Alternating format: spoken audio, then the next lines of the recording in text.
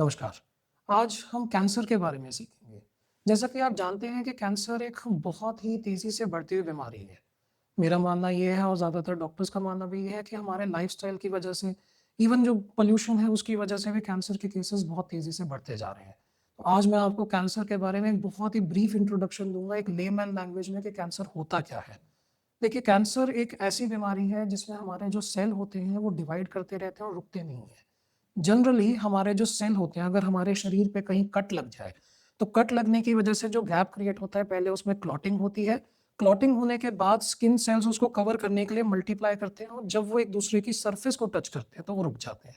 मगर कैंसर में हमारा कोई भी इंटरनल ऑर्गन या फिर एक्सटर्नल ऑर्गन, जैसे कि स्किन हो गया, उसके सेल डिवाइड करना रुकते नहीं हैं। ये किसी भी कारण से हो सकता है, ज़्यादातर जो कारण होता है वो म्यूटेशन होती है, जेनेटिक म्यूटेशन। हमारी बॉडी में ज़्यादातर चीज़ें जो होती है वो जीन्स कंट्रोल करते हैं।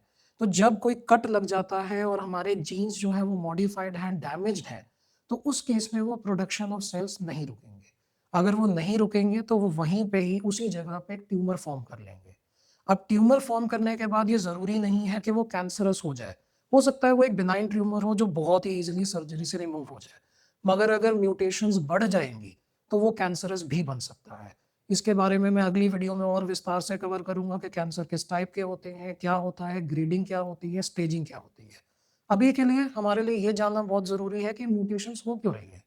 देखिए, मेरे शरीर में और आपके शरीर में और सबके शरीर में डेली कई बारी म्यूटेशंस भी होती हैं, कहीं सेल्स मरते भी हैं, कई सेल्स रेप्लिकेट करके अपना डिवाइड भी करते हैं। मगर जब हमारे सेल मल्टीप्लाई कर रहे होते हैं, उसमें जेनेटिक डिफेक्ट आने के चांसेस रहते हैं।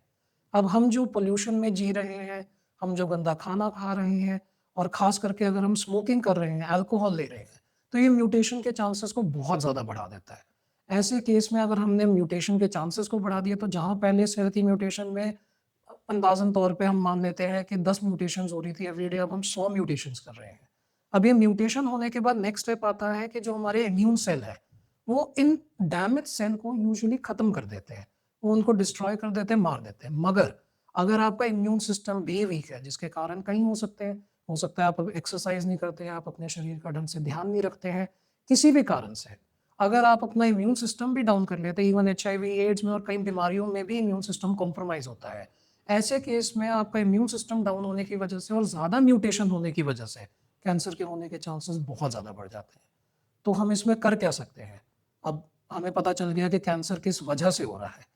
अगर हम एक अपना अच्छा लाइफ़स्टाइल मेंटेन कर पाएँ, अपनी इम्यूनिटी मेंटेन कर पाएँ, हम खाना अच्छा खाएँ, हम पेस्टिसाइड, इंसेक्टिसाइड इनसे दूर रहें और डेली कम से कम हम अगर 30 मिनट भी एक्सरसाइज़ करते हैं, तो हम अपने कैंसर होने के चांसेस को बहुत नीचे ले आते हैं। फिर भी मैं रिकमेंड करूँगा कि आप ओवरऑल एक कैंसर स्क्रीनिंग टेस्ट ज़रूर करवाएँ। हर कुछ महीने में, 5-6 महीने में, साल में आपको कैंसर के टेस्ट ज़रूर करवाने चाहिए। अब मेरी उम्र बहुत ज़्यादा नहीं है, जो लोग देख रहे होंगे शायद उनकी भी उतनी ना हो, तो आप लोगों को करीब 1 साल या 2 साल में कैंसर के टेस्ट करवाने चाहिए। इसके ऊपर भी मैं आगे एक डिटेल्ड वीडियो बनाऊँगा कि किस टेस्ट के लिए कौन-सा कैंसर के लिए कौन-सा टेस्ट ठीक रहता है। मगर जनरली हमें कैंसर के टेस्ट एवरी ईयर और 2 ईयर कराने चाहिए, पर बुज़ुर्ग लोगों में ये और भी ज़्यादा इम्पोर्टेंट हो जाता है। मैं तो रिकमेंड करूँगा हर 6 महीने के अंदर आप ज़रूर करवाएँ और ये कोई बहुत मुश्किल टेस्ट नहीं है, ये सिंपल आपके ब्लड टेस्ट होते हैं, कोई एमआरआई नहीं है, कोई सीटी स्कैन नहीं है। तो इसके लिए कोई ऐसा बहाना नहीं है कि आप नहीं करवा सकते, आपको जाना पड़ेगा, कोई दिक्कत नहीं है। आपके घर आके ब्लड सैंपल लेंगे, उसी से पता चल जाएगा।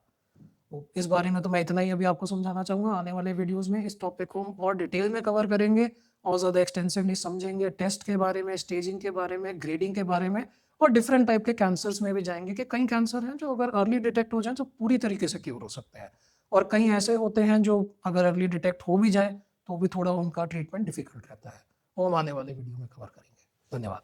अगर आपको हमारा वीडियो पसंद आया तो आप वीडियो को लाइक कर सकते हैं, चैनल को सब्सक्राइब कर सकते हैं और हमें डिफरेंट सोशल मीडिया प्लेटफ़ॉर्म पे फॉलो भी कर सकते हैं।